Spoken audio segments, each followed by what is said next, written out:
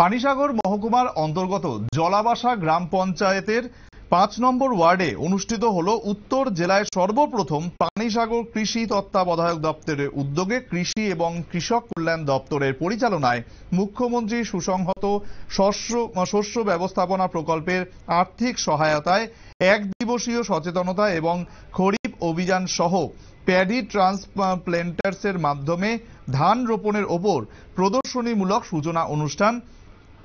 রাজ্য জুড়ে ত্রিস্তরীয় পঞ্চায়েত নির্বাচনের আদর্শ আচরণবিধি থাকার জন্য জনপ্রতিনিধিদের উপস্থিতি না থাকলেও উক্ত সূচনা লগ্নে উপস্থিত ছিলেন ডিডিএ উত্তর জেলা ধ্রুবজ্যোতি পাল, অ্যাসিস্ট্যান্ট ডিরেক্টর MICMP উত্তর জেলা কোঅর্ডিনেটর দেবাশিস সাহা, পানিসাগর কৃষি তত্ত্বাবধায়ক দীপেন্দু দেববর্মা সহ অন্যান্যরা।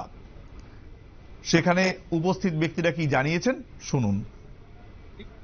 ধান রোয়া করার মেশিন, বর্তমান যে আমাদের অবস্থা তাতে কাজ চাষের জমিতে এইসব শ্রমজীবী লোক পাওয়ার খুব অভাব হয়ে দাঁড়াচ্ছে। তো আমরা এটা করা ছাড়া উপায় ছিল না। আমরা MICMP যে প্রোগ্রামটা নিছি তার আওতাধীন বেশি বেশি করে এরিয়া সময়ের মধ্যে এবং চারার বয়স নির্দিষ্ট বয়সের মধ্যে চারারে রোয়া দিতে এই ধরনের ট্রান্সপ্ল্যান্টার মেশিনের আমরা ব্যবহার করতেছি। এই ট্রান্সপ্ল্যান্টার মেশিনটা আমাদের FPC পানিসাগর যে FPC আছে MOBCD প্রোগ্রামের আন্ডারে যে আমরা FPC করছিলাম, ফার্মার প্রডিউসার কোম্পানি, তারা এই ট্রান্সপ্ল্যান্টার মেশিন তারা ওই স্কিমের মারফত এটা পাইছে। তারা এই জিনিসটারে তার সঙ্গে জলাবাসা, রৌয়া, বিলতো এইসব এরিয়াতে বিভিন্ন জায়গাতে এইটা দেওয়ার রোয়ার কাজটা তারা হাতে নিছে।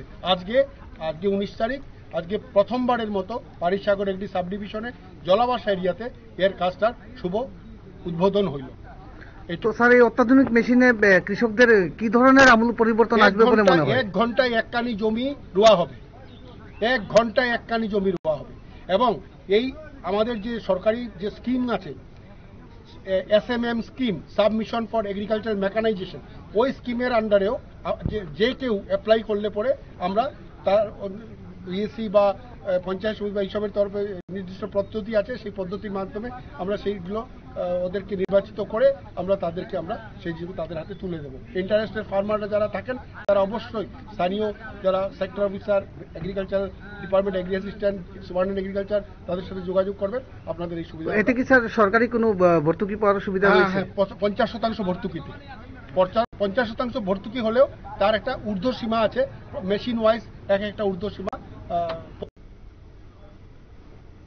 আপনারা শুনতেই পেলেন যে যেভাবে আধুনিক যে কৃষি বিজ্ঞান, সেখানে আধুনিক মানসম্পন্ন অত্যাধুনিক যন্ত্রপাতি ব্যবহারের মাধ্যমে কৃষকদের জীবন জীবিকার মানকে আরো সমৃদ্ধশালী করে তুলতেই রাজ্য কৃষি দপ্তরের এই সদর্থক উদ্যোগ, যে উদ্যোগকে স্বাগত জানিয়েছে সমাজের বিভিন্ন স্তরের মানুষ।